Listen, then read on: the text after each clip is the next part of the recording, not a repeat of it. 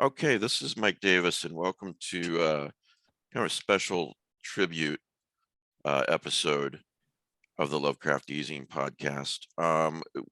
Peter Straub, unfortunately, passed away earlier this week, and with me, I have three people who knew him and/or were close to him, and read his work, and it was foundational for them. That's Laird, Barron, and Paul Tremblay and John Langan. I'm sure everyone listening to me knows who these guys are. So hey guys, thanks for being here. Hey Mike, thanks for doing this. Yeah, Sure. Thank you, Mike. Why don't we start with how you guys first, whoever wants to start first, how you first discovered Peter Straub's writing. I was reading your interview with him from several years back, Paul, and I think it was while you were in college, right? And one line really struck me as just so comforting that it got you through many a snowy night reading his work. So I love that. Oh, thanks. Well, I mean, I guess I'll jump in since you mentioned it. Yeah, so it was actually graduate school, which was a much different life than undergrad.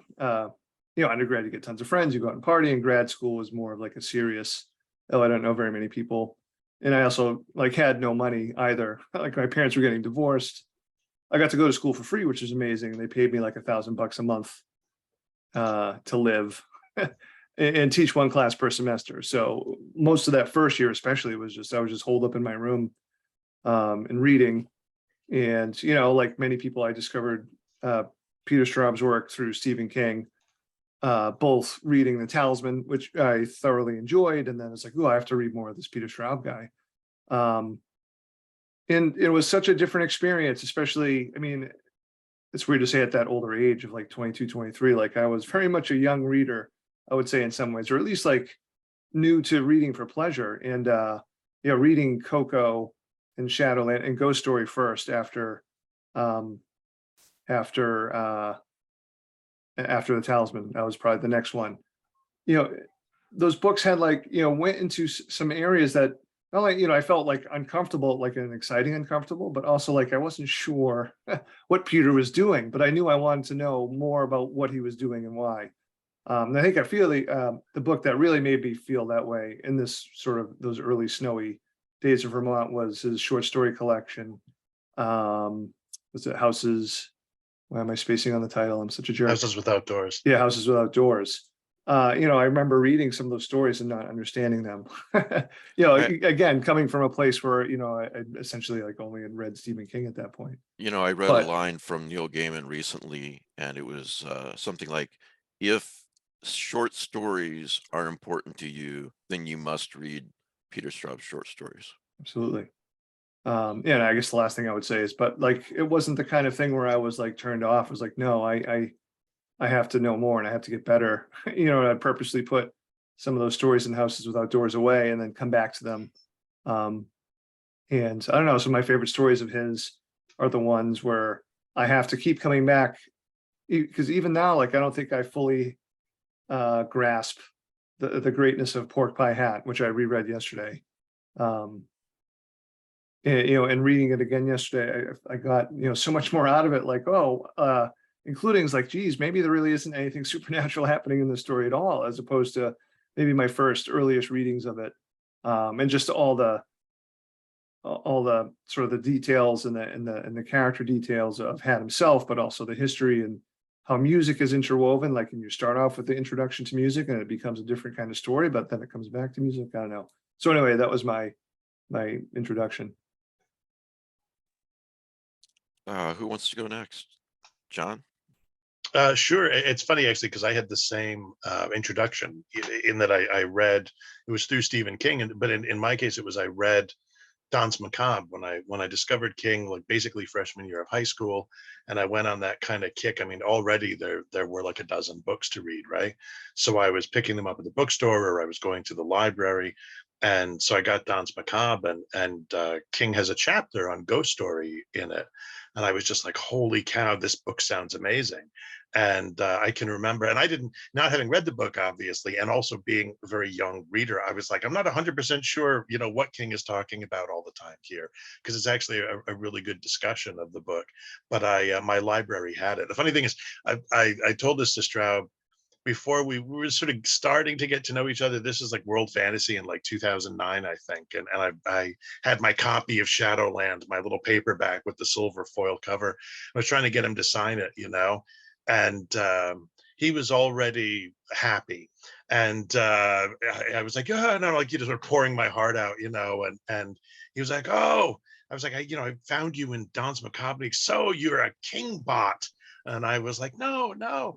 And yeah, I think actually it was very sort of similar to what Paul's describing. I read Ghost Story and I was like I was just amazed. And I had no idea like half of what was happening in the book, but it didn't upset me. Like it wasn't like some readers will talk about, I read this and I threw it across the room because I was so angry.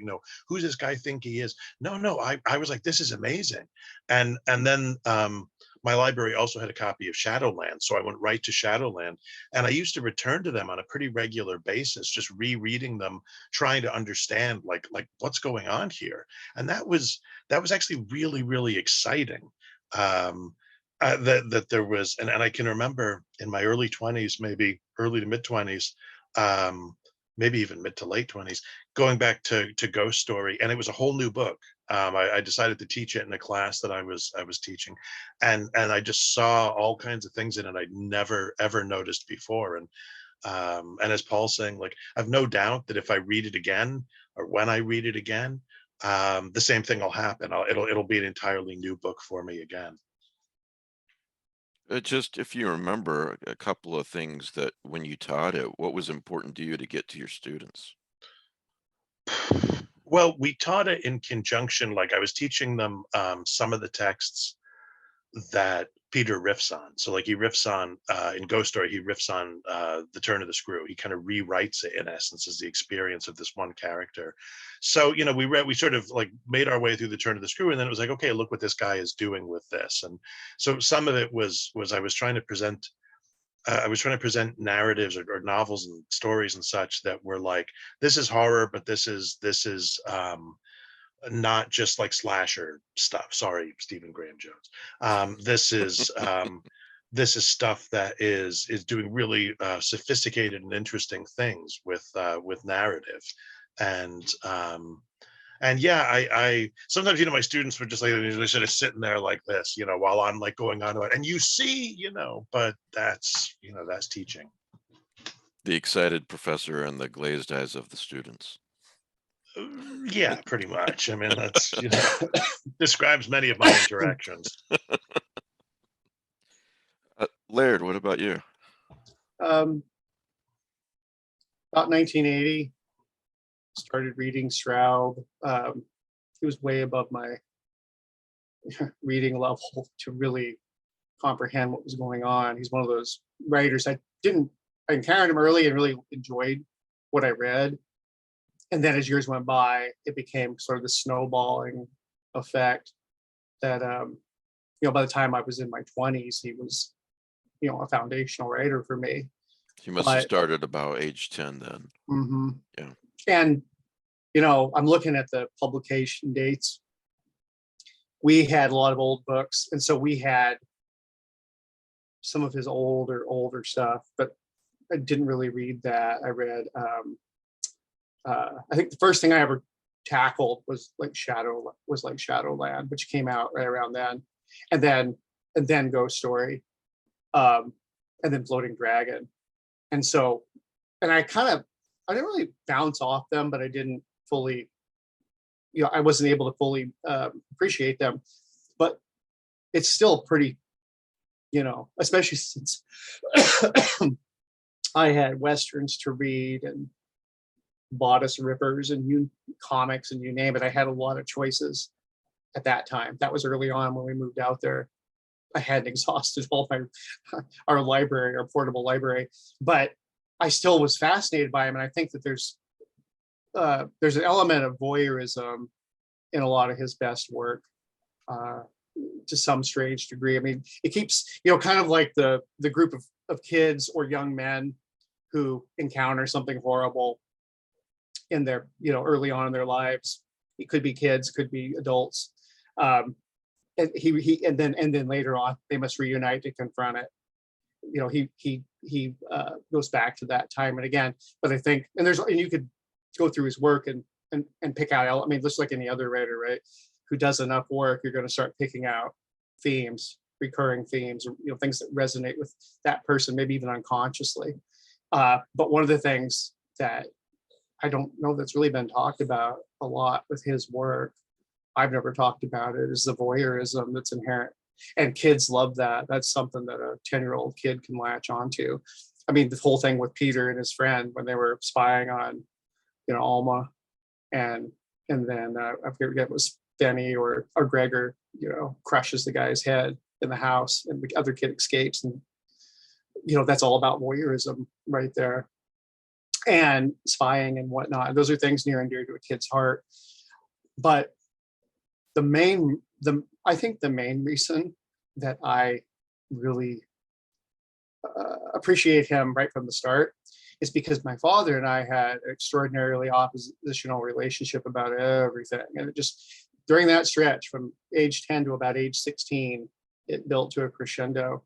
And even though I went out of my way to enjoy the same kinds of literature that my dad really liked, it was almost like, on one hand, he was initially excited that his kid liked those Westerns that he had grown up on, but then it became almost an invasion of his space that I liked that stuff.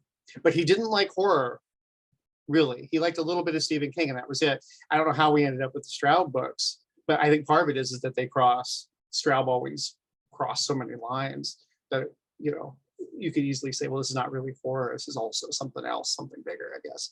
Right. But not from my perspective, but from other people's perspectives. But I remember we'd had Ghost Story lying around for a year or so, and my dad read it, and I was thinking about reading it. And my dad grew up very much like the story that Sears tells about being a school teacher in, rural country, and how he meets the Bates, and that whole horrifying stuff that goes down there in the cabin, and how he can't save the kid. And my father was terrified, like legitimately an old Marine Corps veteran, about as scared as you can be of a story. He said that it frightened him because he said it reminded him of his youth growing up barefooted, in Texas and in Alaska, in these really rural places. He said that was really authentically done. And anything that, they got my dad's hackles up, I had to check that out. And for some reason, it was very brief, but we bonded a little bit over, when I read it, I said, Dad, that was, this is great. And he was, he had laid something down, and I picked it up and checked it out. He was like, oh, the cub, okay. And it wasn't his. It wasn't my father's. He just appreciated something. So we were able to bond over that. And I don't know that I don't think he liked Coco. My dad didn't like stuff about the Vietnam War, having been in it. He was very touchy about that. And I don't think he really read him after he read The Talisman. He enjoyed The Talisman. That's about it. But that was my initial encounter. And I guess I gravitated to Straub and was affected by Straub on at least 2 or 3 levels. How would you guys say, I'm sure you could go on all night about the answer to this question, but how would you guys say that Straub informed your work, your writing, and influenced you? Whoever wants to tackle that. I mean, maybe to build a little bit off of what Laird just said, but the idea that you could cross those lines, yeah, is this thriller, Coco, is this horror, is this serial killer story, is this literary fiction, whatever baggage you want to attend to that. I mean, that was something as I became a more mature, older reader, that really drew me in, the idea that you could have these stories that really spent so much time on the character and the story within the story, and not have to have the beats of a genre elements occurring every 15 to 20 pages or whatever people sort of advise that you should do now with your horror stories. I don't know. I think Peter helped me realize that everything that you do has to serve the story, but the story has to be what it is, like without too much. I mean, that's the hardest part, without too much of inserting your own will into the story. I always got the sense that, Peter was discovering his stories as he wrote them, and let them sort of be what they were. He said in that interview with you that genre was something that bothered him all his life. I'm paraphrasing. Right. That he was labeled as a horror writer, and sometimes it bothered him. Correct me if I'm wrong. Sometimes it didn't. Yeah. No, I mean, that's an answer that lingered with me. Actually, it has lingered with me for a while. This interview was done over the phone, which was an utter joy. Although I can't lie, I was complaining that I had to that I had to transcribe so much. But no, when I'm pulling it up right here really quickly just so I don't butcher what he says. But I asked him sort of the genre question, which we're sort of, I don't know. I know John and Laird, I'm sure you've been asked about it too. Like, beyond like, why do you write horror? It's like, well, I had asked him, like, as a writer who's been referenced as a horror writer, mystery writer, thriller, I'm not going to read the whole thing. What did he think about the genre label? And I was really surprised. He went on for, if this was text, almost like a full page and a half. And, he ultimately said, he talked about some of his works and then that framework, but, he said in his heart of hearts, he knew that it didn't make a difference at all. It was all about, it's all about what their content, it's about how they're written, not what their content is, which I thought was an interesting takeaway. But at the very end, and this is something I've wrestled with, and I'm not sure if this was a moment where he was just thinking about it, but like the idea that he said, and I'm going to quote him really briefly. He said, "I also think it's true that every genre, as it matures, goes in the direction of general literature." Which is sort of interesting to say after spending almost really like a full page of sort of defending horror against. I its saw poor that and I reputation. wondered Yeah. about that. Yeah.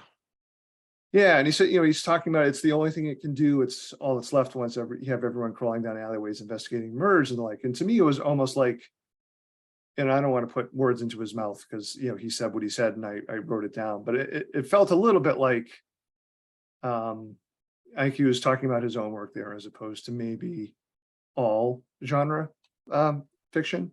And I think that sort of description does sort of follow a little bit of a parallel of some of the stuff that he wrote as he got older, particularly in the short fiction, really started eschewing supernatural elements. So I don't know, even before these last few days, I've often found myself thinking about, his answer to that question, as, I get older and write, and think about Jesus, what's the next story? I don't know. You guys want to, any comment on that, John or Laird? Yeah, I mean, it's funny. When Nightmare Magazine first debuted, John Joseph Adams said to me, "Hey, you want to interview Peter Straub?" And I was like, "Yeah, absolutely." So yeah, we did the same thing. Did this set up this phone interview. Did this massive phone interview, and Peter he was a delight to talk to. And Paul and I were talking about this the other night. Like his answers were like paragraphs, and my questions were just like, so this book, yeah, and then he would just like take that, spin straw into gold. And to think Matt Carpenter called you a masterful Matt has no interviewer. idea. Matt's still recovering from COVID, and so now I was lucky in that I just had to upload the files to like a wave form or whatever it is, and somebody transcribed them. But when they sent them back to me, I had to like edit my own questions into coherence, right? But one of the things I'd wanted to do in the interview was talk about his later work, like things like the Hellfire Club and Mr. X and such. And because I knew that, like, and here's the thing, I still wish I had asked him now. I'm like, because I always thought I would want to do maybe like return to the interview format with him and say, just let's talk about Ghost Story and Shadowland and If You Could See Me Now, just because we hadn't. But anyway, so yeah, I reread. It's like an 8,000 word interview with no paragraphs, and I was reading it over it last night, sort of taking comfort in hearing Peter's voice again, and he had this quotation that he loved from one of the Gnostic Gospels. And it's something to the effect of, if you bring forth what is within you will save you. And if you do not bring forth what is within you will, destroy you. And it applies, I guess, in all kinds of different ways. And at the end, same thing as kind of what Paul was saying, like there's almost like this kind of I asked him his question basically, where I was like, hey, advice for young writers sort of thing. And also, like, what would you say to your younger self? What would that be? And so this picks up the genre thing. What I would say to the young me is, don't be a snob. Acknowledge that work done in the genre can be just as beautiful and literary as any book by your favorite mainstream writer, Updike, Roth, Bellow. If there has not yet been a Scott Fitzgerald of horror fiction, there ought to be one day. Do what you can and don't worry so much. As long as you bring forth what is in you, everything is going to be all right. You're going to be surprised. And that, he also talks about basically being a decent human being, be good to other people in the community, moderate your alcohol intake. When people bring out more exotic substances, turn away from them, which he says, okay, that's probably not as much of a problem for you guys as it was for me and my generation. But yeah, I think he did kind of chafe at the sort of genre thing his whole life. And I think that was probably for him very productive. I think the sort of like pushing against it and trying to, am I a genre writer? Am I not a genre writer? I think that his engaging that question, I think it probably did frustrate him at times. He probably did feel like, why am I doing this? Why am I worrying about this? But I also think it in some ways informed what he was doing right until the very end. Just by the way, I always do think, first of all, amazing answer that he gave you, advice to his younger self. And I always think that's more of an interesting question. What advice would you give to your younger self than what advice would you give to young writers or young whatever field you're in? Yeah, his advice to young writers is in some ways, it's like a lot of it is familiar. Read widely. Don't just read horror. Read outside of your comfort zone. Go back and reread Dickens and George Eliot, and try to figure out, like, those great writers, like, what did they do? How did they do it? Try to be open to new things, which all good advice too. But at this moment, in this context, yeah, the way that he acknowledges, man, I should just do what I want to do and just be happy about it. I saw that, who was it? Daniel Krauss posted a message that Straub had sent to him in the last year or two that said something to the effect of, do what you want to do. Like, the worst mistakes I ever made was a couple of times editors just completely didn't get books I turned into them. And I was like, oh, hey, all right, well, that's okay, right? I can, I'll work with that, And he was like, I was miserable both times. And, The old cliche about not being true to yourself. Well, the big, when Straub did the Skylark, what became Dark Matter, his publishers, yeah, they didn't know what to do with it. And he got blurbs for it from, like, literary writers like Laurie Moore and so on. And they were like, can't you get Stephen King? And of course, Stephen King was like, it's great. But the last, and this was a number of years ago, the last time I saw him in the city, I went down to see him in the city, and we had lunch, and he was talking about the book that he was working on at the moment. And he'd written this crazy book, his Jack the Ripper book, which we all sort of heard about, and which I think the process is a process of its own was excerpted from. So he writes this insane book and he hands it into his publisher, and they didn't know what to do with it. I mean, it's astonishing to me, right? They didn't know what to do with it. And he told me that they sort of, it went from editor to editor, and they're, no, what am I going to do? And finally, there was this young editor who read it and was like, oh, in essence, there's a kind of serial killer story in here. Let's work that up into the novel. And, Peter said to me, like, like I want to be known as somebody who will work with an editor. Like I don't want to be seen as a prima donna. But I wish he had been the prima donna in that case. You know, I hope, I mean, it's very premature, right? That the man is not long gone. But I hope that I hope that novel is out there. Like I hope that it's in a file somewhere, and that we will get to read the original crazy, insane novel.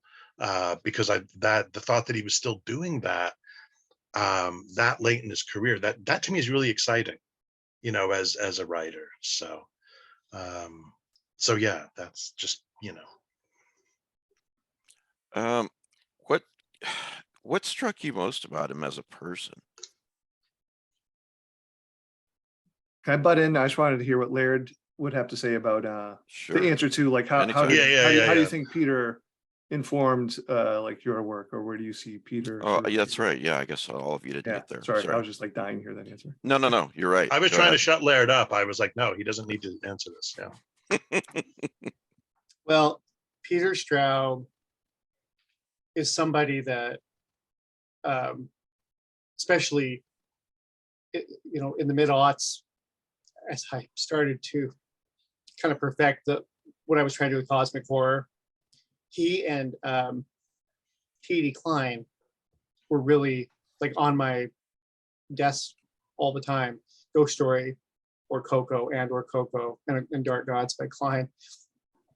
And mostly, mechanically speaking, even though I do it my own way, I took a lot of encouragement, like mentorship, like when I get stuck in a rut of thinking of how to move characters around. You know, like so on a really low level, a really minor, trivial, mechanical aspect of writing. You know, how am I going to segue from this scene to another scene, and how am I going to handle a party? How will I handle multiple people speaking, you know, in a room? That kind of stuff. How do I describe architecture? In Straub's case, or both their cases, even some forest, you know, wilderness elements. So on one level, I really took a lot of, I kind of apprenticed myself to them into those, like in that regard. But on a deeper level, and this is, you know, Straub is really, he's one of our great American writers. Living writers, and now I think, you know, he deserves consideration to be, you know, essentially join that canon, whatever it is. But there's something more profound that I get out of reading him and thinking about him, and it goes back actually, pardon my coughing, it goes back to what John and Paul were saying earlier, kind of about genre, and how he considered that genre kind of goes back to me, you know, to just general literature, which of course is a nod back to Edgar Allan Poe, M.R. James, you know, my Christmas stories or my weird little stories. The idea that a story could be almost anything, and that's something that I've taken away just intuitively from his writing, is that horror, whether or not it's weird or possibly supernatural, a lot of that is subject to perspective. In other words, it's like a Schrodinger's cat kind of situation. You know, when someone goes missing, are they missing? Or are they just hiding? Are they alive? Are they dead? And you create these little bubble universes, especially like if you watch a trial or something about someone whose body's never recovered. The defense is like, oh no, they're alive somewhere and they're on a beach. Or, well, they're dead, but the Satanists got them. And the prosecution's over here laying a case for, no, the husband did it, and it's really obvious. And yet there's this doubt. And that's how Peter wrote. He would imbue just I would say prosaic scenes with absolute dread, just casually. There would be, like, he didn't even need to have a monster in the scene, or the serial killer didn't have to be lurking. He could just describe walking through the woods. There were some scenes in Ghost Story where Lewis is walking in the woods before anything even negative happens, and I'm like, there's this dread building up, and then the jog ends and nothing happened in that particular scene. And so I think that is more than just a mechanical trick or affectation or technique.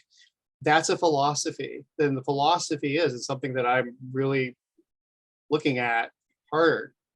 Is the idea that the world is a very strange place, and you kind of almost can do pattern recognition with it. You will see the horrors if they're there, if you're looking for them. You will see darkness if you're looking for it. You will see the supernatural. The supernatural will manifest, or the numinous will manifest. And there come our miracles. There come our occulted mysteries, our mysterium tremendum. And that's what I think that's one of the most abiding lessons that I've ever taken from reading him is that semi-spoken philosophy of art. Wow, what a terrible answer. Yeah, I'm just kidding. I That was going to brilliant. say the Holy same cow. thing. You had to We do should it, just Paul. I stop was right like, let's there. just move without it. I'm really glad that you reminded me that Laird hadn't answered the question yet. So, you know, I was going to ask too, but at least Laird's already answered it. What are some of the differences in his writing as opposed to, say, other horror writers' writing? And I was taken by what Laird said, and at least one of those things is that ordinary circumstances like a walk in the woods and whatnot can be imbued with this dread. One part I should toss in, because you asked that, I kind of meant to get to that. Sure. Floating Dragon, and I say this with love and respect, Floating Dragon and Ghost Story are messy. They're rambling, discursive, messy, structurally messy. They break lots of rules. And that's also part of what's so great about him, as John often says, genius doesn't require perfection, or genius doesn't require perfection. And there's another saying, right? Don't let perfection be the enemy of the good. There is something to be taken from that, because you compare Ghost Story, how it's written, to Coco, which is just a few years later, right? Coco is polished to a hard shine, I would say. It's almost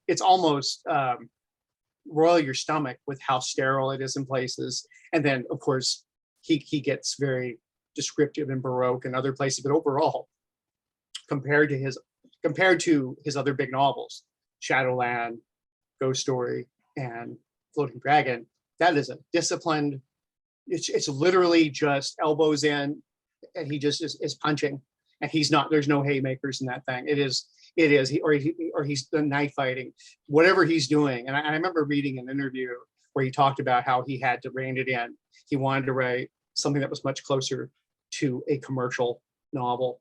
And I think he failed, because it's really not that commercial. But compared to some of his rambling, structures of his older novels, it certainly is reined in, and that's been useful. I think that should be useful for any writer studying him, because you see the difference. They both work, but this is a master of the craft. He's like, all right, this is what happens when I pare it down. I don't think Coco's any better. I don't think his later novels are necessarily any better. He's obviously he gets more muscular as he goes. But I took a lot from the fact that you can have a story like Ghost Story that breaks so many rules, and yet it's this abiding classic. People, even today, people who are used to this sort of screenwriting style novel, how novels are sort of punchy, everything is, rainy day. Like everybody writes like Rorschach, right? And that's what we're getting used to. And yet, if people give Ghost Story a few pages, they go, holy fuck, this is great. Oh my God, I didn't know you could do this. Well, yeah, you can. Just one example in another genre, if we're going to talk genre. Yeah, I've mentioned a million times the Matthew Scudder books, and the early ones, they're very concise. They're very, that, and they're great. But then in the later ones, when the Sacred General closes, I mean, he meanders all over the damn place. But the thing is, as I'm sensing from you, your reaction to Ghost Story is that you love it while he's doing it, because you're spending more time in this world, so Yeah, I think that's actually what's funny, just as an aside, in his nonfiction collection Sides, and I hope that there'll be another one of those too. And it's a brilliant collection of things. And he has an article on the Matthew Scudder novels, the Really? appreciation of the early novels. And that was actually, Gosh, I need to read that. when I finally came to reading them, that was in part. And at that, when I finally talked to, so for a brief period, I guess he and Lawrence Block were friendly, and then they kind of drifted apart. Um, but yeah, that's one of the things that he talks about, is how, I want to say it's after 8 Million Ways to Die, that Block starts to just see that he can do whatever he wants with this character. And it's whatever, like there may be crime elements or whatever in it, but he can go back in time. He can just wander, meander all over the place. And I don't think any of the Scudder books are quite as big, maybe some of the later ones, I'm not sure, as like Ghost Story or whatever, just packed. But I think Laird is right. One of the things that's kind of fascinating to me about Straub is that, like, his books, I feel like, you look at them, you look at the bookshelf, and like you see what seem to be certain books that go together. Julia and If You Could See Me Now are these, short compressed ghost stories. And then there's Ghost Story, right, which is another kind of ghost story. But then, so you could think, oh, they go together, but then Ghost Story, Shadowland, Floating Dragon, big sprawling novels, maybe they go together. But then Floating Dragon, I'm absolutely convinced that Floating Dragon, The Talisman, and King's It form this kind of thematic trilogy, because they're all about excess. They're all about just, let's see, can I fit one more monster in here? Can I squeeze one more thing in here? Oh, remember The Talisman, right? I mean, there are things like Wolf, right? We all love Wolf. But then there's also that insane train at the end of when they're taking the train across the territories, and it's Jack and his buddy that he springs from prep school, and they're on this train and it's being attacked by mutant monsters, and they've got Uzis and they're spraying them all. I mean, like it's just this, and if if you know it, and if you know Floating Dragon, you know that those principles operate. I think that it's a very deliberate move on Straub's part to see, and King too, I think, just how far can I take this? Because what they both wind up doing in the next books after that then is kind of stepping back a little bit. Things with King, it's something like Misery, say, or The Eyes of the Dragon, things that are a bit more stripped down. And with Straub, I mean, Coco, yeah, it's still a long novel, but as Laird said, it's much more pared down. And Mystery is, to a certain extent too. I mean, with The Throat, things start to get big, but and again, with those novels, you think, oh, those are the Blue Rose novels, they all hang together. But there were ways in which you can layer, you can take Ghost Story, Shadowland, and Floating Dragon, and you can kind of put Coco and Mystery and The Throat underneath them and see them as paralleling, as returning to similar themes. With Ghost Story, something, and Coco, something terrible happened in the past. A group of friends has to confront the implications, the after effects, years later. With Shadowland and Mystery, someone who is practiced in a certain art, whether it's magic or detection, takes a young man under his tutelage and educates him. And with the Floating Dragon and The Throat, they're just these massive books that just are again about the past, about terrible things that happened in the past, and trying to get to those. And I could ramble on like this, all day, but I think it's a testament. And I haven't even talked like that's just that's just stopping with The Throat. That's not going on to any of the Mr. X or Lost Boy, Lost Girl, the Hellfire Club. It's not going on to any of that stuff. But which, I mean, to put it mildly, does the same thing. Does similar things. And so there are always all these connections among all the novels, kind of moving back and forth, where they it's not as if, like King sets a lot of stuff right in Castle Rock, and he has certain locations that he returns to. It's not quite like that, but there were these themes that just kind of roll through his work, that allow you to see that work in relation to itself in all kinds of different ways. Um, excuse me. I don't know if I have, too much more to add to that.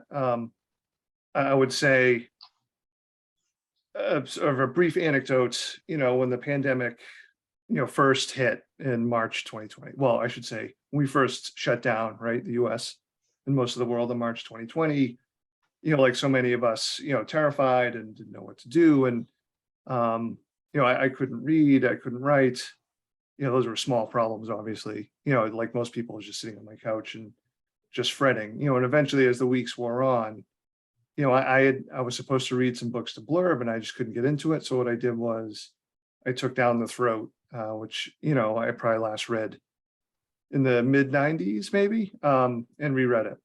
And I did that because I wanted those sentences. I wanted that structure. I wanted like sort of the magic of what Peter does, especially in his longer novels, I think, is to have like these beautifully written sentences, but at the same time, like to keep you turning the pages. Like I can't really think of any other writer who, especially in that time period, was considered like a horror thriller writer and sold a ton of books, and like people would read these. It was because you could actually consume them quickly, even though these were intricately plotted, meticulously detailed characters, particularly in the case of The Throat, and wonderfully written sentences, but it just had this locomotive sort of forward propulsion in the story.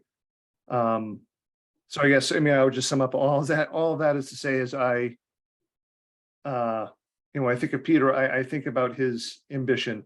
I think with everything he did, there was, he had great ambition. I don't think he ever once felt comfortable writing a story like this, I'm phoning it in, I'm just going to write this. I think he always tried to challenge himself, and to varying degrees of success. Not everything you're going to write is going to be genius, but every time I never felt like, even if I didn't connect with a certain work, that, he was just like, this was meaningless to him. No, I felt like every time he was trying to do something that was new and exciting for himself, which would then obviously be new and exciting for us as readers. You Right. hit on something with the propulsiveness that sort of defies the intricacy. And because a lot of his novels are slashers slash detective or mysteries, in heart. So I'm not surprised that he was a fan of Scudder, because if you look at how Straub structured a lot of his novels, or at least sections of them. I've been rereading some of the Travis McGee novels. Those are very dense, actually. You'll have page after page, like 2 paragraphs in them, and just loads of description. And I realized there's a connection between how John D. McDonald wrote and a lot of Straub's material. There's a definite connection there, and how they approached it. And I would say that Peter probably owed quite a debt to John D. McDonald, who I think is probably one of the great writers, and very underappreciated, because he just wrote detective novels and pulp. No, he was really intricate. He And philosophical. Very much, right, very Yeah. much. And I saw it the other day. I was reading Free Fall and Crimson, because Jessica works at the library part-time. And so when there are John D. McDonald books, Elmore Leonard books and people like that are being either tossed out or sold for pennies on the dollar, she brings them home for me. And so I've been going through John D. McDonald and Ed McBain, who couldn't shine McDonald's shoes, but was still pretty damn good. And it hit me. I'm like, oh my God, Peter had to have read him. Not because there was any kind of imitation, but you could see the thought process and some of the style. Yet we don't think of John D. McDonald that way. We have a tendency to think of him as staccato and this and that. He was anything but. That's all I have. Right, the color guy, right? Right, and he was just so much more. He was. Yeah. I'm very proud. I count McDonald as one of my top 5. Like, he's more present in my everyday writing life at this point, just because I've been writing crime. But I just thought it was pertinent because there was this one section in the middle of Free Fall and Crimson, and it's just this long. It's not even meandering, because he moves Travis McGee and Myers through all these scenes, but he's sort of just talking about, well, Central Florida has these old crumbling hotels, like 1 or 2 sentences and you see it. I've never been to Central Florida, and there's an alligator over there.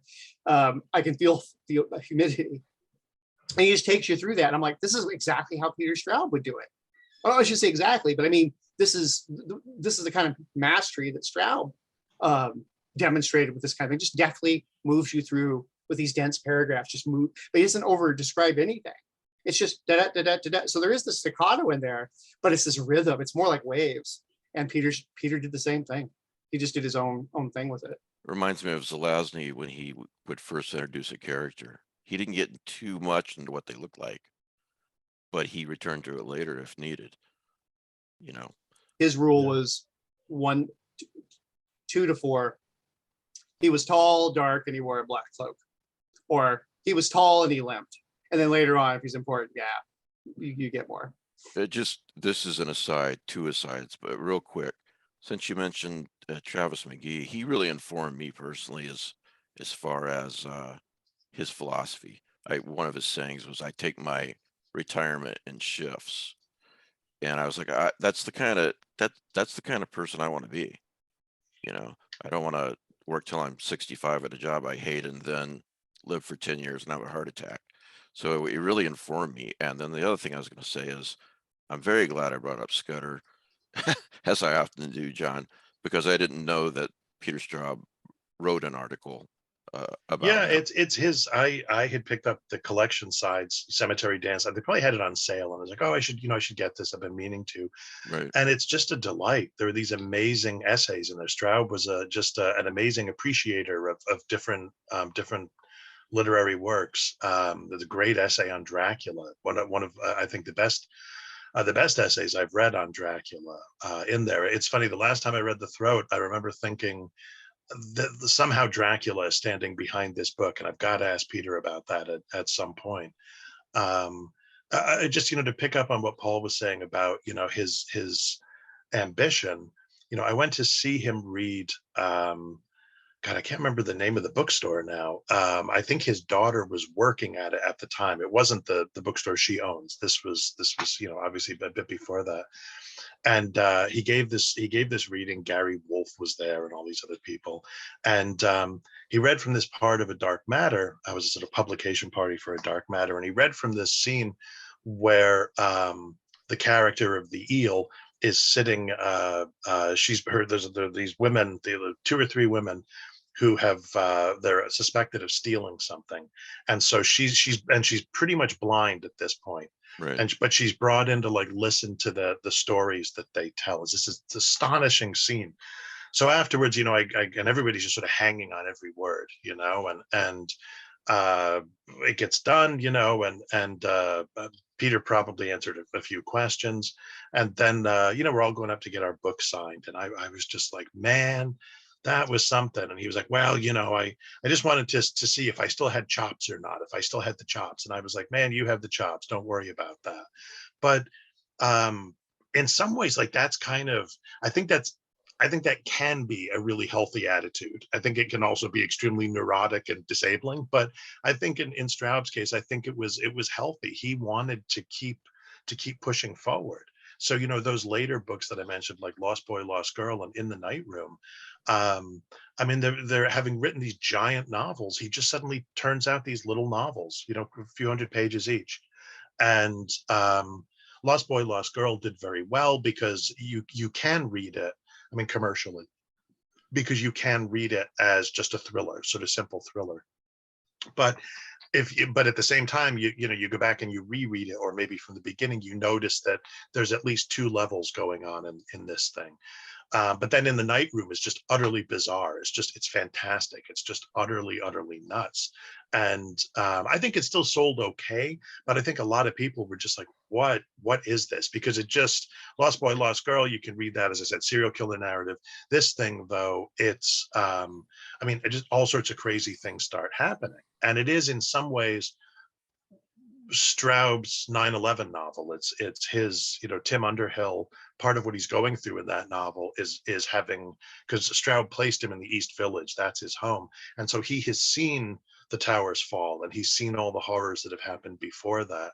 And so part of what's happening to him, I think, is part of the subtext of that novel, is it's this novel about traumas large and small. But he was supposed to write a third novel. There was supposed to be a third novel coming in, and at I think it was in Saratoga, the World Fantasy Convention. I said to him, well, when's the third novel going to come? And he was like, the problem with the third novel is I would have to write the third novel from the point of view of like this serial killer.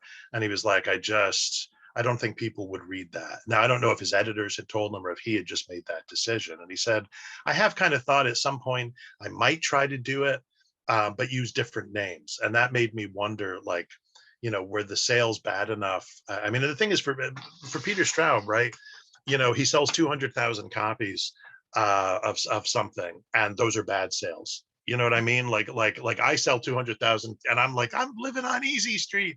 But for a writer like that, your publisher wants you to sell 600,000 or 1 million copies or whatever, So I sort of wondered, and this is all just idle speculation on my part, if the fact that In the Night Room didn't do as well sort of closed off that that third book in some ways, because he told me I might write the book at some point and I'll put like initials in that'll suggest that this is really that third book, like I'll use different names, but instead of Tim Underhill, it'll be like Tom Ulster or something like that. But if you're paying attention, you'll be like, oh, right, I get what's going on. Yeah. Paul? Look like you might want to add to that. No? No, I think John added to mine. So It was interesting in your interview from a few years ago, because you guys have been talking a lot about Ghost Story, from the guy who wrote Ghost Story. In the interview, what was this, 6-7 years ago, I noticed one thing he said was that I love novellas. They're something to the effect of, I'm paraphrasing, they're right up my street. They're exactly what I like. And so it's interesting that he thought that as well. yeah, I mean, I think that's a reflection of sort of what he'd been working on sort of at that point in time. Like, Yeah. like, I don't know when the process, if it came out sort of near there or shortly after there, the Ballad and Sandrine he had written. I also think, sort of depressingly, like John was alluding to, it didn't have a great experience with publishers, toward the end of his novels run. One of my most, and I had, maybe this could be a segue into like how we sort of met him personally kind of thing, but like this was shortly after maybe I first, met him, and like maybe at the point where he might have known my first name at this point, which, we got a little bit further than that, obviously, but it was at ReaderCon, and I think it was like 2010 or maybe 2011, was either right as Dark Matter came out or maybe a year or so after. And he gave like a single talk, almost like a salon sort of thing. And it wasn't in one of the giant ballrooms, it was in one of the side rooms. It was really sort of intimate. And he really talked about the publication process, all he went through with Skylark and A Dark Matter, and vice versa. Like everything Peter did, it was spellbinding, it was funny, it was smart, and it was, intensely, he was being intensely honest too about the hopes and the disappointments and the struggles with the editor and the back and forth. Once on one hand, like as a, this was if 2010, 2011, I'd just come off having like a pretty bitter experience with major publishers. It was, really sort of depressing to be like, here's Peter Straub, like, and he has an editor, I don't know how many years younger or newer, telling him he's got to cut all this stuff out of the Skylark to make Dark Matter. But of course, Peter told the story in a way that, Looks like Paul froze for a second. feel like a little bit hopeful too, but I'll never There he forget. is. I'll never forget what he said, sort of, after when he was done speaking, he just looked up like he remembered we were there. And he just went, I feel like I just took a shower in front of you people, and everybody laughed. It was both funny, but also like true in terms of like what he was talking about, about his experiences with his work right there. Segueing into how you guys met him and your friendship is a great idea. Stephen King tweeted the other day, he said it's a happy day because my new book came out, Fairy Tale, but it's a sad day because my friend Peter Straub has just passed on. And I'm reading Fairy Tale, and there's a line that really stuck with me. I wrote it down for this. It and the quote is, "It was sinking in. There was a hole where I'd had a friend." We've all experienced that. I'd love to hear, how you guys met, about your friendship, um, so forth. Whoever wants to start. Sure. Maybe Laird, I'll you, go first really quickly. 'Cause I mean, I think, Laird and John actually went into Peter's like home, so they knew him better than I did. But we took his stuff. Yeah. I'm sort of reliving this with John a couple nights ago, which was kind of funny. But like, I mean, like, so, my first interactions were total fanboy. And, he's still even, until, even till these last years, like whenever, if I got to, just exchange a brief message with him or something, I still had that. He's the only writer I've ever had like that fanboy thrill. Like, oh my God, every time, like, yeah, every time there was the moment of, okay, Paul, don't blow this. This is Peter Straub. But yeah, like, I mean, he would be at our local conventions. He would go to ReaderCon every summer. And that's, certainly where I met him. And at World Horror in Austin in like 2011. I mean, I don't know. I think John and I were talking about our full fanboyness. Like, oh, I got Peter a drink. Oh, I gave Peter peanut butter crackers, just like goofy shit like that. But, again, like part of that was like Peter, when you first see him, you're a little bit intimidated because of his size, because of the sound, the booming voice, but you quickly figure out, he was this big teddy bear that just really loved talking to people and was really interested in hearing what you had to say and what you were working on. Yeah, so I mean, it remained a thrill that, eventually, he knew who I was, knew my name, and like the last time I saw him in person, 2019, was it 2019? I think it might have been spring of 2019 at this ICFA conference in Orlando, Florida. And my wife and I were sitting at the bar because we got there early, and Peter came over. I introduced him to Lisa. We had this nice little chat, and he was sort of like hanging around the rest of the weekend. But yeah, it was just like even at the time, like after he left, because like Lisa's mom was a big Peter Straub reader, so that was kind of, she sure got a kick out of that too. So yeah, no, I mean, for me, it was always remained like, I don't know if I would call him my friend necessarily. I was just glad to know him as much as I did. It still always remained and will remain like this secret thrill of like, wow, Peter Straub. Well, I met him once. We were on the same panel, and actually I was sitting right next to him. This is about 3 or 4 years ago, and it was a panel on editing. And I looked around, I thought, okay, not sure why they invited me. And I said something while we were, two things. I said something to the audience. I said, Michael Kelly was there, and several others. And I said, these guys are representing the press, and I'm representing, I guess, here the small press from my perspective. And I'll never forget that I mentioned in a book I edited that there was this very specific reason why I wanted a Scott Thomas story to be the very first in the book. And I won't get into that right now, but I do remember afterwards, Scott was in the audience. Scott Thomas was just on cloud nine for the rest of the day that I had mentioned his story and his work to Peter Straub. So he got a big kick out of that. Yeah. John, Yeah. Laird? I feel like it was like this long sort of thing, where like, yeah, Peter was this writing hero, from the time that I was young, and then when I even when I drifted away from writing horror, I was still reading Peter and teaching Peter. And then when I came back to horror, yeah, he was right there, and I came back to horror like really nervous, like with some of those same anxieties. I guess I sympathize with Peter's anxieties when we're talking about in terms of genre, because I was like, oh, is this going to be literary enough? And so Peter was this kind of like guiding star for me, that like, yes, look, there's Straub. You can, if he can do it, it can be done. Maybe I can't do it, but at least someone can do it. And I was actually at a reading, KGB reading that Sarah Langan did, and Peter was there. And John Crowley offered to introduce me, and I was like, no. I was like, no, that's Peter Straub. And he's like, he's my friend, I'll introduce you. I was like, no. And we actually communicated online. I wrote a review for the Internet Review of Science Fiction in the night room, and someone pointed it out to Peter, I guess, and he came on and left this like, hey, thank you for this. This is really, really good. I really appreciate this. And so we got to know each other a little bit, you know, like sort of seeing each other at conventions. But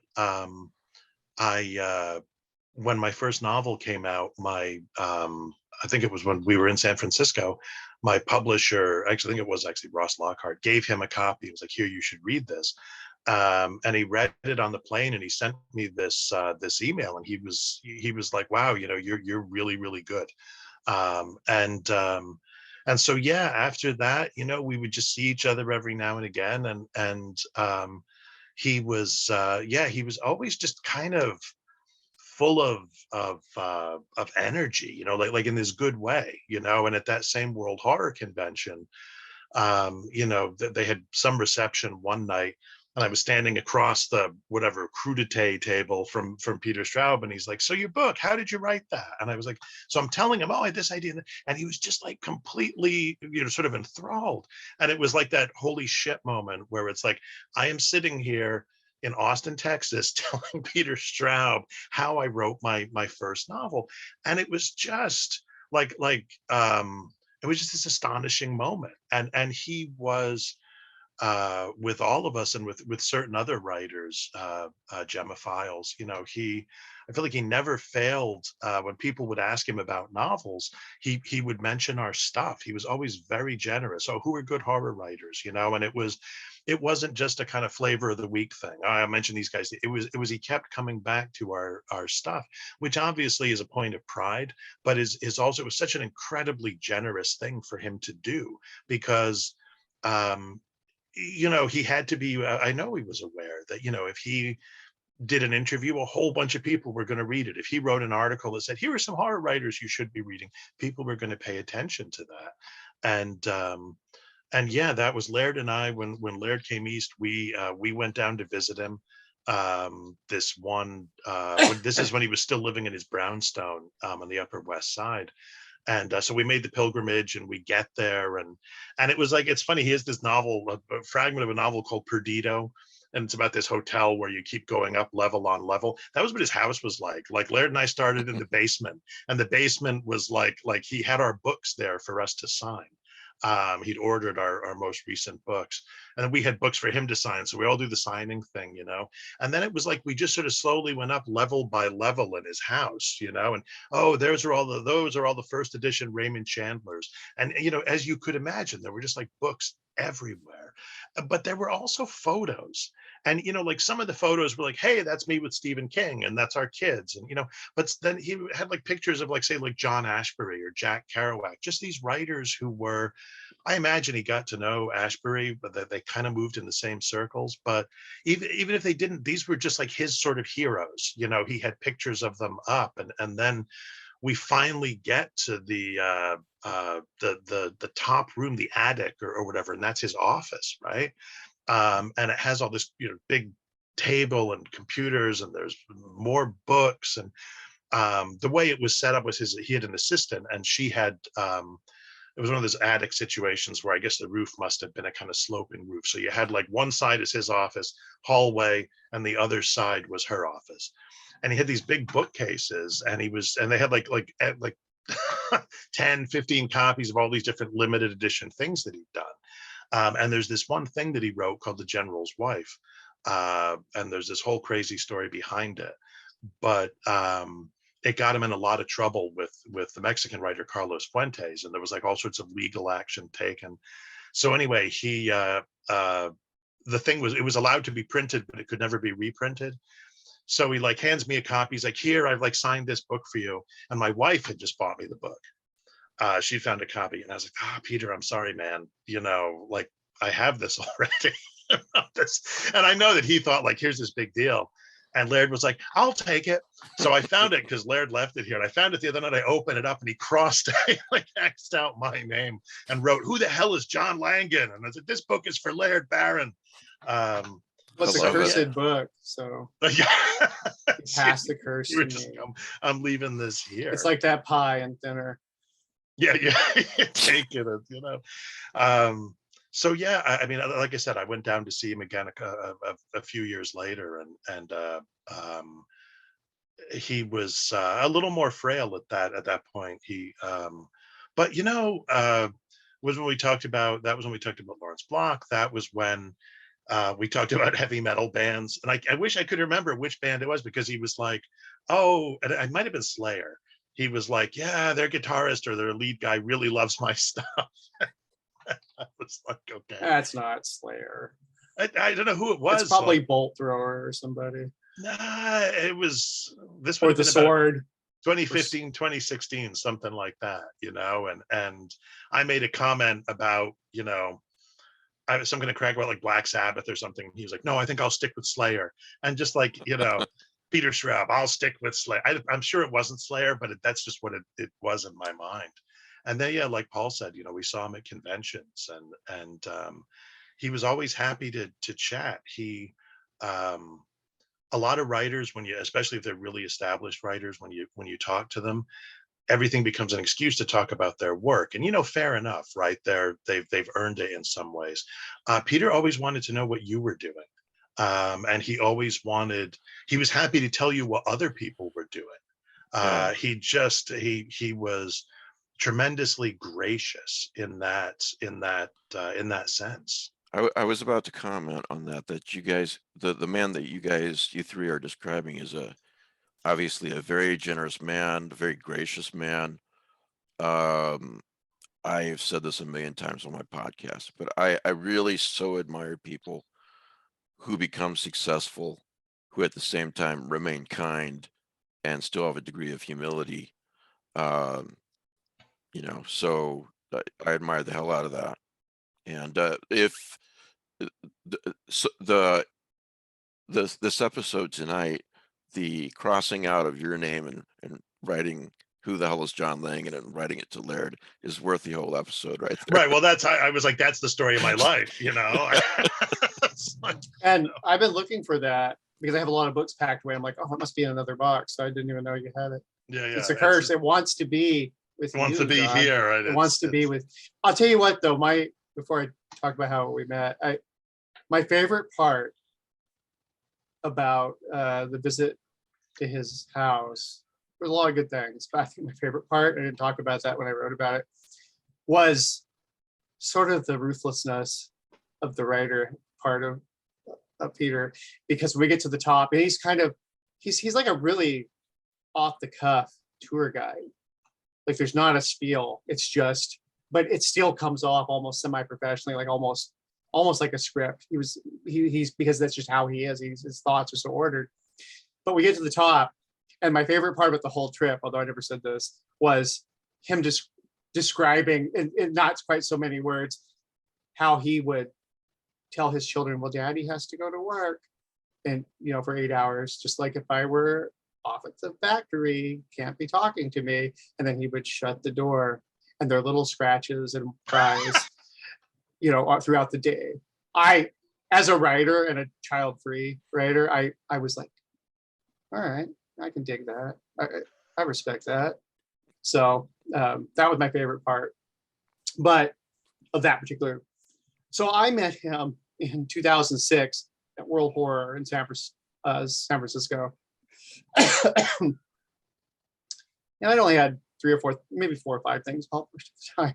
And they threw me to the wolves and put me on as a moderator on some horror panel. And I don't even remember what it was about. So Peter comes in about a third of the way into it, and he sits down next to me and claps me on the shoulder. It's like, hey, I'm Peter. Shakes my hand. I'm like, oh my God. So then I go back. You're like, I know. You're like, who? I know.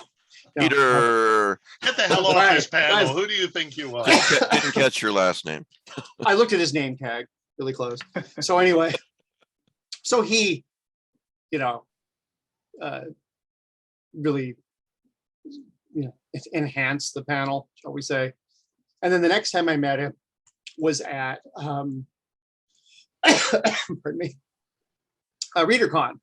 I want to say I met him a couple times at ReaderCon, but the one that when I first, so the very next time, I had written, Centipede Press did this beautiful deluxe edition of Coco.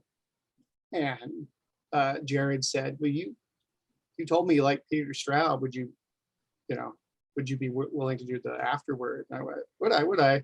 And so I probably spent 3 weeks writing 1,000 words. So I write this afterword. And I actually kind of forgot about it. And so months and months later, I'm at ReaderCon, and I'm just sitting there, and John might have been there. I don't remember, but Peter was in the room. I went, oh my God, there's Peter Strauss.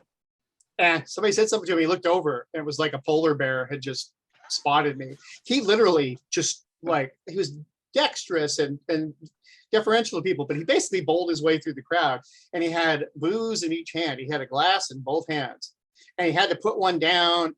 I remember his hand was still like frozen from the drink, and he was like, oh yeah, I don't want to.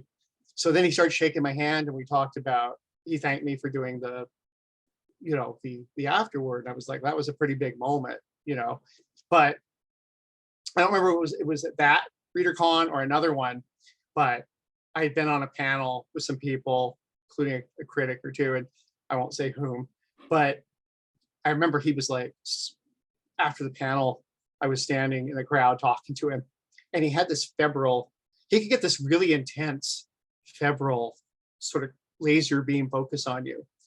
And he said something to me about the Imago sequence, which hadn't come out like the year before or whatever. He said, have you gotten any crap from the critics?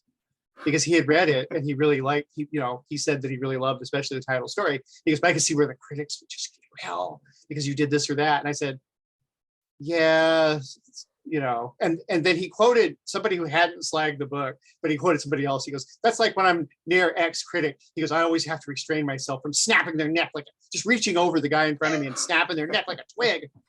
And then he kind of, he goes, I'm kidding. I'm probably just choke him, but I have to restrain myself. And I went, yes. I was learning, I'm learning all these bad things right there. I was like, yes. Actually, it was funny at that when the reading that I went to that he did from a Dark Matter, Emma introduced him. And it was like, here are things you may not know about my dad. And the one I remember her saying is, he has a knife on him at all times. And we were like, ha, that's so funny because he writes about serial killers. And then he was like, no, it's true. And he pulled out this big like folding knife and opens it up. And we were all like, oh my God. Well, I will just toss this out. There are two, everybody always talks about what writers are tough. Well, I don't know what writers are tough. You can't really tell just from interacting with people. But having trained in martial arts, having been in lots of fights, and having lifted weight seriously in the past, there's two people that I would immediately, like if you're picking a jury, cross off the list of potential combatants. And Jeff Ford is one, and Peter Straub would have been the other, because Peter Straub was enormously strong. Same with Jeff. You shake their hand, they're so gentle. They're like literally like your hand is an egg, and they're just like, the power. These are deadlifting. These guys, I doubt they were deadlifting, but they could have. So Peter, I don't doubt it. If you had gotten him or Jeff at the wrong time, you might find yourself up on your tippy toes. Did you say Jeff Ford? Yeah, Jeff Ford is one of the. Jeff Ford is a I have hung out with Jeff Ford a lot more than I've had the privilege of hanging out with Peter. Jeff Ford is a enormously strong, iron-willed kind of person. So, like I said, people always joke about this stuff, but when we're talking about he's carrying a knife, and he might be he writes about serial killers. If he wanted to be, he could. Yeah, he'd lop your arm off with a knife. And when they shake your hand, to shake it gently, Superman doesn't have to prove he's stronger than you. He just shakes your hand. No, Peter. It's funny because he and Jeff have similar stature. I think Peter was a little bit taller, but both really enormously big guys, enormously intelligent guys, and people who their writing is at odds with their affect. But they're very delicate and they're savage when they want to be, but they're delicate in their writing. They're very precise. But they're also two of the, when it just comes to mass and strength, those two guys, and also just in Peter's case, just this, I'm telling you, when he was leaning toward me and he was like, tell me more about these critics, I was just like, holy crap. Don't give him names. I swear to God, there was like, he was starting to clabber up a little bit from just, thinking about all the things that could be done, the miracles I could perform with my folding knife. But I mean, he wasn't, I don't think so, but it was still. I like the way you're hedging your bets though, because it's true that we saw the like the sort of the basement level, or it wasn't even the basement. We saw like the sort of street level of the brownstone, but there was like a basement. We never went down to the basement. That's probably just as well. Yeah. It was a special place. What I was thinking about too is that because I've used this at talking about Laird sometimes and about Paul sometimes, is that Peter had this essay where he talked about a little autobiographical essay where he talked about meeting Stephen King for the first time face to face when the Kings came to England. And he talked about how they went outside at one point to like gather firewood or something like that. Or I don't know. But anyway, and he said, they're standing there and they're sort of hanging out and doing their thing. And he said that with King, there was this tremendous sense of integrity about him. That he was serious about what he was doing. He took himself, he took his work seriously, and that really stuck with me. As for Peter, obviously, that was high praise. And when there've been times that I've talked about Laird, I've talked about Paul or other people, Stephen Graham Jones, and I've said, they have that integrity and to their work. And I think that for Peter, I think the writers he most admired, I think he saw that in. He was quite willing to take different works like on their own terms. So it didn't all have to be like Ulysses or whatever. It didn't have to be incredibly, it could be, that was fine too. But if you wanted to write a straight out, balls to the wall chase story, if it succeeded on its own terms, that was great. He was totally fine with that. But for him, having that sort of integrity to pursue what it was he wanted to pursue, I guess it comes back right to that whole bringing forth what is within you. That was really important to him. And I think when he saw that in people, when he saw that in writers, when he saw that in people, I think that really affected him. When Peter, every time Peter saw me, I should say later on, he would always be like, John. And I was like, John, what the hell is John? But that was like his affectionate, I was like, okay, I called him Big Pete sometimes, but that's what his daughter called him. And I think he was like, knock it off, pal. You don't get to say that, here's the folding knife, Right. Yeah. I remember one other thing he said at that panel about Stephen King, since you just brought up King. He said something, and I don't want to put words in his mouth or paraphrase him badly, but he said this to the whole room. He said something about it was either an idea or a project. This is like 5 years ago. Idea or project or something that he wanted to bring to Stephen King, and he was like, I'll just go. I went the regular route. I called his whoever, and he goes, get anywhere. Next time I'll just call Steven, So that was pretty funny. Well, somebody told me, it might have been Peter himself. I'm trying to remember this, that when the Talisman came out, he said that was when he got a glimpse of what it was like to be Stephen King. Because I think they went to the World Fantasy Convention that year, and he said he was just mobbed. He couldn't move. And he said, it was too much. It was not, he was like, like, I couldn't do that. I don't want to do that. I want to be able to go to ReaderCon and just hang out with some people, sign some books, sure, but I don't want to be in this situation where I can't move at all because I'm just so, so densely surrounded by people. And that was one of the coolest parts, I always thought, and you could really see it on social media where Paul's freezing again. Oh shoot, am I back?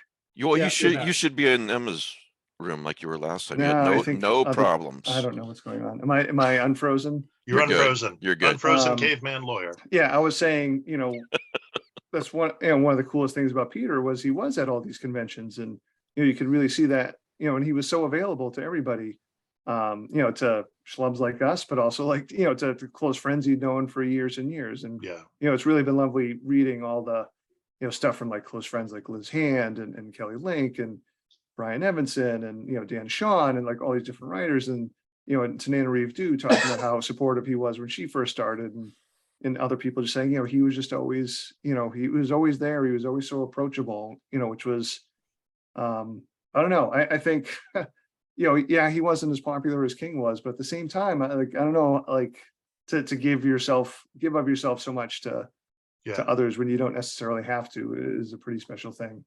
I was just It- going to mention it's one true. personal anecdote because I was actually writing about it today. Typically, my publisher asks me to write for the trade paperbacks, like liner note sections for the book. So I was working on something for the Pallbearers Club, and it sort of struck me that one of the characters in the novel, which I hadn't thought about until this week, really, the funeral director owner, Mr. Stevens, was really, I took two men in my life who had these big personalities and had positive influences on me, even if I only knew them briefly. One was a dean at my college that I worked with, and the other was Peter Strauss, and I sort of put them together. And there's a scene in the book that I took from a Shirley Jackson Award ceremony, 2013, 2014, something like that, maybe 2011, 2012. I forget, the years meld together. For a long time, like a life goal of mine was I was never going to buy a suit. Like, I don't own a suit. I want to see how old I can make it to without having to own a suit. But when my sister got married, my father made me buy a suit. I'm in my mid-30s at this point. I just had my dad made me buy a suit. So I bought a suit. I was like, you know what? At these damn Shirley Jackson Award things, John's always got a tie on. It might be a fish tie, but he's got a tie on. Jack Haringa is always like, John brother. doesn't wear a bolo No. to the I Jackson wear an Awards. Elvis tie. Yeah, Joanne Cox dressed very nice. Brett's usually got a tie on, and Jack Haringa, obviously, we'll call him the second best dressed person in the convention because we always know Peter Strauss was the best dressed person there. Yeah. So I walked by Peter, and I think he somehow could see just in how I was walking in my not being comfortable in the suit reaction. He's like, "Hey, Paul." It's like, "Yeah." Like, "Nice suit." I said, "Yeah, what do you think?" He's like, "Did you wear that to your first communion?" I was like, "Peter." That's But awesome. again, I was like, "Oh, Peter Strauss made fun of my suit. This is great."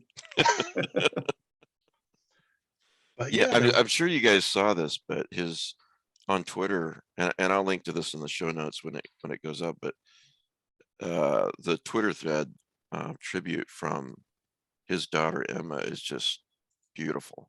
yeah, Absolutely, really paints a picture of him not only as a father but as just a really good man. there was an article. I don't know how I found it. But when the novel, this new novel, like before it came out, she was interviewed by not Vogue or Elle, but something kind of like that. And so Peter's in it a little bit because they also talked to him. And he said something to the effect of, our problem was we were always trying to impress one another. We were always trying to like over impress each other and overawe each other. And it was very sweet. Yeah, I remember him telling Laird and I when we were down there, he was so proud of her, and he was like, she wrote this novel in high school and it was so brilliant, and it could have been published, but and he was really supportive of her, and I know Owen King a little bit, and I know that he was very supportive of them as well, of Owen and Joe Hills. So I mean, yeah, he just never missed the chance to do that, to be a decent guy. And that I used to tell my creative writing students, if and when you become successful, don't be a dick. That's Right. that's the big rule. Just and obviously Peter went not just one better than that, but 100 better than that, and that's man, I feel like we shall not see his like again. I just have one or two other quick questions before I do. Is there anything else you guys want to say, or that I haven't brought up to ask? For there's always readers out there who a writer dies and they're like, then that writer comes into their awareness, and they're like, this sounds like he wrote stuff that I really liked. I'm going to check him out. What would you guys' advice be? Is there a particular place to start? And would the answer to that question differ if you're talking to someone, say, under the age of 30, as opposed to maybe over the age of 30? Or would the answer be the same in both cases? For me, it'd be, sorry to jump in. No, go ahead, please. For me, it would depend less on the age and more on, it would depend more upon whether the person was a writer or not, is a writer or not, what you're going to get out of it. If someone's just a pure reader, and then it would depend on what kind of reader they are, but if they're just like, say, your typical reader, I would probably say something newer, probably one of the short fiction collections, because you can kind of get it. There's not the same commitment to reading some short stories, and then say, oh, and then read, try one of these novels. But if I were talking to a newer writer or a younger writer who wants to learn from Straub, I would say Ghost Story and Coco. Those would be two. Obviously, you could, there's so many other great choices, right? These aren't the definitive choice. But for me, and kind of Right. thinking about my experiences, there's enough similarities and yet divergence between those two. One's literally a thriller, a very literary thriller, and the other one is this. It's basically this sort of almost stylistically defying. I should say it's commercially defiant, and yet it still works. So those would be two wonderful places. One, because this is sort of how you're supposed to do it, which would be Coco, and the other one is, no, there are no rules, not really. This is look what someone who is art surpasses the rules. What about you guys?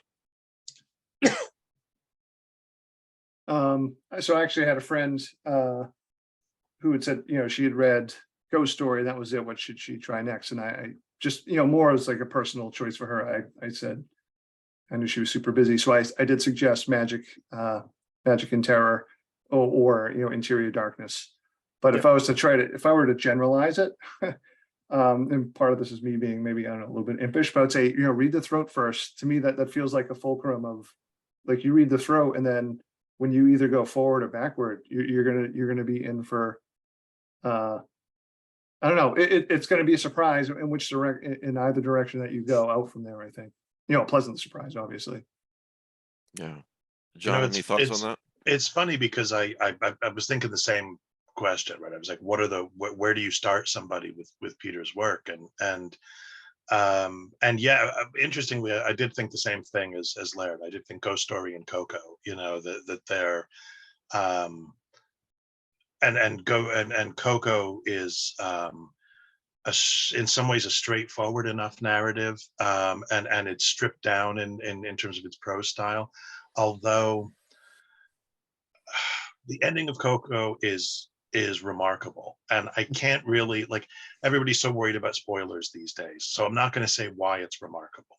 I didn't get it the first time I read it, how remarkable the ending was, and it wasn't until years later that I reread the book, and I was like, holy cow, did this guy just do what I think basically what I saw him do? And I was like, this is amazing.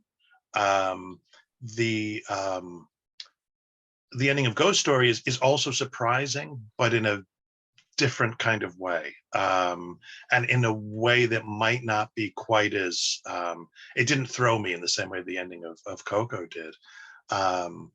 But there's also, like, I mean, like, I get what Paul's saying, like just pick the big book and just like, yeah, read this. I think it also depends, you could also say, read Ghost Story and then read Shadowland. One is this novel about this group of old men, and they're dealing with this thing from their youth, but there's also young people. And then Shadowland is this kind of, boy's own adventure story, but done with a kind of sophistication and a kind of high wire, death defying kind of skill that's just remarkable. So I feel like any of the things we've mentioned would be a good place, a good entry point. And of course, you have the person who, just they love reading short stories. They read them all the time, and He's got those, and then novellas have been getting more and more popular. And he's Yeah, got there's those, so it depends on the person.